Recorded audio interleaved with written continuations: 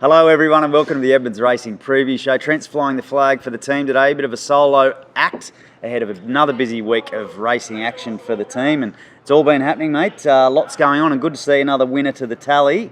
So sweet, adding more lucrative cutest dollars to the kitty. Leo Sayer, one-man band today. Yes.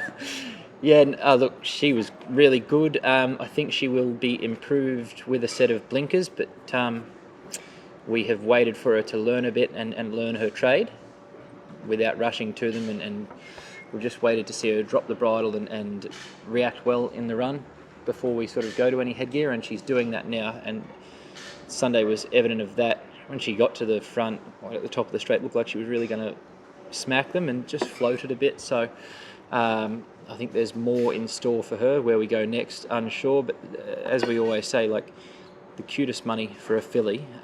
She's never been out of a place. 7 starts, 3 wins, a second and 3/3. The cutest money for a filly is just massive. I think she's earned 120 something thousand now. She has. In the 7 starts. And every race she's won has been a cutest race. So she's got to step up to the mark at her probably next run, where that is unsure as of yet, but pays to race cutest fillies in Queensland. It's just double your prize money. It makes sense, and she's certainly on her way. Yeah, well, that's encouraging signs. Over 100 grand alone this preparation in prize money, and as you say, if there's more progression there, then that's an even better sign for the Archer Park blinkers team. will really suit her. Yeah. Okay, exciting times for connections there. Let's quickly touch on the feature race runners. No joy, but Excella and the Vows, they both ran in the big races last week. What was the wash up there? Excella, very tough run in transit, and never got a moment's peace. She was 3 wide after beginning really well, and that was just where she landed, unfortunately. Munster's horse kicked up inside her and it was all over from there. She was in a world of hurt straight away. So she's going to make a really nice filly. We'll just give her a good spell now, let her mature, let her broaden, strengthen up, bring her back next time in and just take her through her grades. Obviously the Magic Millions dream didn't quite work out for her this year, but don't drop off her. She's very sharp. So that's how she went. She's at Newington now in the paddock. I thought the Vows was really good. Wide barrier again and sort of wide run in transit, even though he had some cover. He's looking for the mile plus now, so he goes to the Burnborough Saturday week, and I think that'll be right in the slot for him. A mile at Eagle Farm will be perfect at this time of his preparation, and really looking forward to finally getting back there. I thought he raced with pretty good credibility, didn't get beaten far, and was still there, sort of looking cheeky enough to run a place, but just, the wide run told, and the fact that he probably, is looking for the mile now. And due for a barrier. Don't get me started. Wow. Anyway, fingers crossed. That Christmas present next week for him to draw a gate. That's it. Well, you might have used them up this week because there's a couple of good draws this week. So anyway, fingers crossed. And lastly, just before we get into the preview, obviously we spoke about the return to racing on the grass. And yep. I know you would have loved to have got a winner. You went close, but great feedback on the new track. Yeah, it was good. It got a little bit firm late in the day. Obviously, summertime it's going to. Quite hot, bit of blustery conditions, So it was as good as you could have hoped for first day back. Maybe it was a little bit on speed, a little bit leaderish, but as far as the track held up, it was perfect. So that's good, and the more racing on it, the better it will get. So Gold Witness went down by the barest of margins. Yeah. That was a pain, but I thought he was really good. Follow him wherever we sort of take him next start, whether we keep him at 14 or go straight to 16, unsure. Was he my best? I think he was. He was. Yeah. Bugger. Wow. No joy on the best bets. Very close. But no, he's racing in good form and he looks super. So he's taken no ill effect from the run. We place him right and he'll win next start. So it wasn't a bad day. While we didn't get a winner, Corfe Castle, we had the Lucky Clover day here, and we tried to prep him as best we could, but the 7 weeks between runs certainly told late. I thought he was there to win and just gave out on condition late. So back to the drawing board with him, a little bit fitter for a next outing, and see how we go. And the Lucky Clover team, no joy on the results, but had a good day out here. It was a massive day. It was very fun, and obviously they've thanked the Turf Club and everything else for putting the show on for them. It was great. It was 160 people there, and they all had a blast. So a few winners backed. I think they might have broke square on the day, which wasn't looking too pretty early. But they got out late, so that was good. Good to see them having a good time on track. All right, well, let's get into the preview. We're coming a little earlier than normal because there are a couple of Friday runners that we want to touch on. Got a debutant here, 3-year-old deep field filly, Adicelli. Yes. Is that how we're pronouncing it correctly? We'll go with that, yeah. Lovely Italian name. Sporting the Euston colours. Correct. For the Euston family. Yes. It's an all-girls syndicate, though, with Di and some friends. Mm-hmm. So there's had 2 nice trials heading into this, and what are we expecting first up? So she come from Casey Fogner. She had 2 starts. She's very, very sharp. She's very fast. I suppose historically may have been lacking a little bit of substance. Obviously, Casey gave her a 1,000-metre start and then an 800-metre start when she was training her. She seems to have obviously thickened up and strengthened a fair bit, and she's drawn nice and soft, which is imperative over the half mile. It looks like a sharp enough race. The horse of Gollins would be quite hard to beat, I'd have to think. So we're not going there with a huge deal of confidence. We just want to see her bang out the gates, begin clean, and then race well. And if she wins, beautiful. If she runs a good race and just gives us a bit of a guide as to where we go and what we do with her, whether we step her up to 1,000 at her next start or try and find something similar. But it's a bit of a watch for mine. I didn't mind her trial at Beau Desert the other day, and I think just coming back to the half mile will be advantageous, whether she sits just off them and then chimes in late. Unsure as of yet, but drawn well enough to race well with a little bit of improvement. Okay, and you'll learn a bit more about her on Friday. Just want to see her do it. And obviously, she was a little bit immature at her last preparation previously, so we just want to see how she's come back. Okay. All right, well, let's turn our attention to the Sunshine Coast Friday night meeting, and it's a normal Friday night meeting, but there's a bit of extra carrot on the line here, and there's been a bit of talk about this horse, Barassi. You've been very patient with him. He's in a $100,000 maiden, and lots of talk from externally even after his impressive trial on the course proper here, and he's obviously got ability, and you're just sweating on a run to get a start in this new concept, which is a great concept. Yeah, it's something that sort of I've been harping on about for a fair few years now. So the Sunshine Coast have done hundreds and thousands, 7 races over the night carnival, not night carnival, night racing series. 7 races of $100,000, so $57,000 to the winner, 1,000 metres. So I think it's a fantastic thing. I've been harping on about maidens should be worth more. I think we should have like one $100,000 maiden a week or a month at least up here. Just because not many horses win multiple races. So if you can get a little bit more back first bite of the cherry, that makes sense, right? Give owners a bit along, of incentive and a bit of a kick along, because they often wait 18 months, 2 years to see the product get to the races. Sure, yeah. So the more that you can give them back early doors, the more they come back, if you know what I mean. Mm.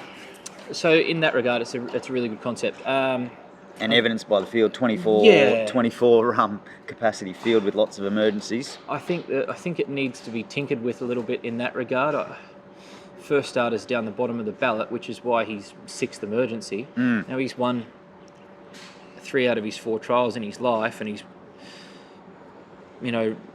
broken the clock majority of the time. Why should he not get a start in front of horses that have earned some prize money at Gympie and whatever? Anyway, that's a bit of a bugbear, but that is what it is. We'll play the ball as it lies for this week. He's a sharp colt. We've waited a long time.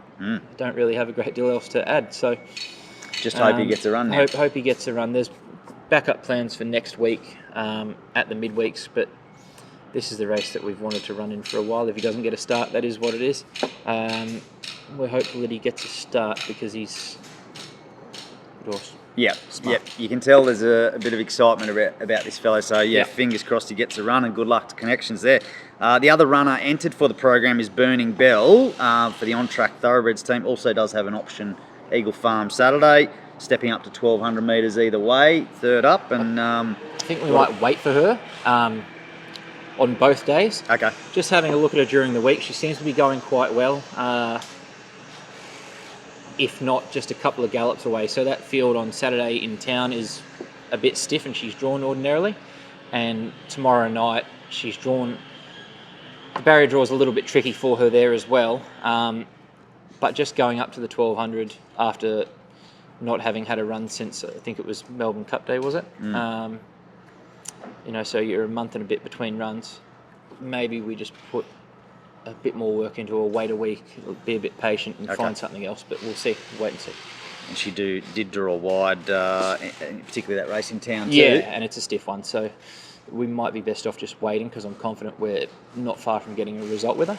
So play the patience game and we'll get one. Okay, well, speaking of that race, that's the Eagle Farm benchmark 78 handicap over the 1,200 for the girls. Parachuter, last start winner. This is the one. These are the couple of the good draws. Barrier 1. Yes. We were referring to earlier, and obviously going well. You scratched from last week when she didn't draw so well. Yeah, well, she was sort of a risk at the 1,300. I think we mentioned that. So she drew very wide, scratched her. 1,200's obviously no problem, and she's drawn barrier 1. So whether she leads or she can just park third the fence, put to sleep straight away. I think the Les Ross horse might kick through and go. And if that eventuates and the tempo is solid, then she can relax beautifully off that, find the right lane and let rip. She's going really well. I think she's really good each way chance at the odds. I think Okay. she's, what, Yeah, 11, around 9. 11, oh, Well, she 9 into 9. So. Okay, yeah. She's... Did you get the 11? No, no betting. Christmas next week. Yeah, right. So being conservative. Really good each way chance from that soft barrier. All right, good push Happy for with her. Parachuter and the Tricolours team Yep. there, so good luck. Speaking of good barriers, this is a good one. Spirit of Mac, barrier 1, lines Yep. up in the feature Gold Edition plate. Obviously a big race, feature race, and looking to go one better than a Brave last start, second in the Pirata. Yeah, one more hop. We were worried about the level weights last start. He acquitted himself really well. I think it's fair to say that he should have won. Maloney on Defiant Spirit of Kendrick's just punched up inside him and forced him off the track into sort of a 3 and 4 wide line when he was trying to build momentum.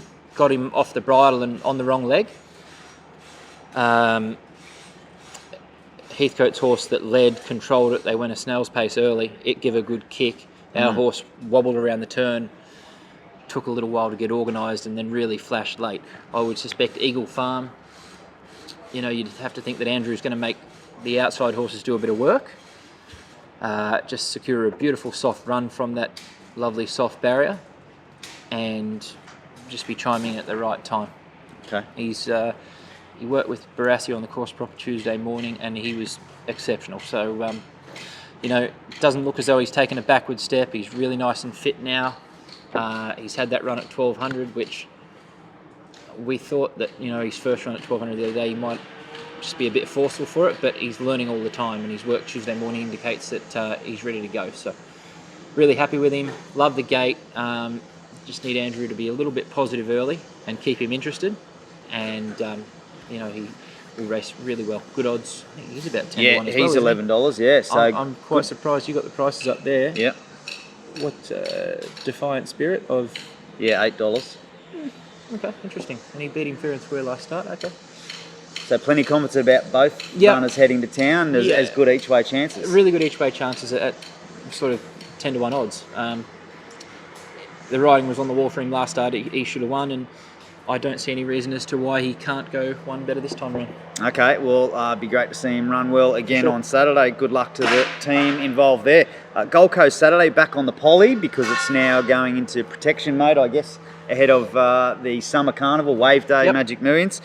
Stable newcomer, So Graceful, looks to make her debut for the team. Former Victorian and has won a trial heading into this. She looks super. whether or not she's just run one runaway will remain to be seen on Saturday, but she's forward enough to run well. Condition might just give out in the last sort of few bounds. She's done particularly well. Jasper rode her nicely in the trial the other day, and we really wanted to make sure that she had a good hit out, so we give her a bit of a shake along to make her get up into the bridle and win the trial. Hopefully she draws soft and can just take advantage of a good gate. We're going to accept in both races and then just pick the eyes out of whichever one. Both look like a good option for her. She's going well enough. She may just be that one run away, one run short. Okay, and don't be deceived by the name. She's actually classified as a grey/chestnut. She may have been that when she was born, but I can assure you she's very, very grey. Okay, and the other runner on the program, another stable newcomer, Miss Shu, entered for a maiden plate over the 1,050 metres. What are we expecting? Has been racing at metro level, midweek metro, so a bit of a drop back in grade. It's my Smoky. She has put a good amount of condition on. She took, since arriving to us, her coat was a little bit indifferent, was taking a while. It's come right through now. She looks immaculate. We're kicking her off over 1,050. Her breeding suggests, we actually trained her mother, Devil Miss, for John Cordina. She's a Dane Shadow mare. Her breeding suggests, by Ace High, being a Derby winner, that she would get further. But I just watched a few of her replays and noted that she was on speed and sort of wanting to do a bit and be a little bit forceful. We've stripped her bare, taken the crossover off. 1,050 metres. By rights, it should be too short. I'm getting tongue-tied. Should be too short. However, wherever she is in the run, she's going to be really strong late, and I think she can race really well. Okay. Yeah. Bit of confidence there about I just liked her work, and her trial the other day at Bow Desert, Scott Galloway rode her. I thought it was a really good trial effort, and even though obviously 1,050 is not where she's going to end up in her career, I think it's perfect for us to just kick her off there and ride her where comfortable and really let her attack the line. She'll race well. Okay, racing well on the poly. As the mower goes past on the grass, it wouldn't be a show without a bit of mower action. And then the only other runner that was entered, Clover's Prince, Sunday Sunny Coast, Magic Millions Country Cup qualifier. I'd like to see him draw soft. More than likely going to need the run. He will head towards the Country Cup. I think he's already qualified, but we just need to get a run into him prior to that. So he's off the back of a freshen up and kicking off Sunday. Whatever he does, he will improve on, and just look out for him Country Cup Day, Magic Millions Day. Okay, well, they're the runners. There's a bit of confidence around. We'll endeavour to get a best bet from Toby and throw that up on the screen. In lieu of that, what are you shooting for this weekend? I'm going to go Miss Shu. I'm going with my gut, just what we've seen at home. And as I said, even though I think it may be a touch short for her, she's going to be super strong late. So if they go along quick and she's getting down the middle, HTB. Okay, Miss Shu on debut for the stable. Correct. All right, well, good luck. Hopefully some more positive results in store over the weekend, and enjoy everyone. We need a few. Thanks for that.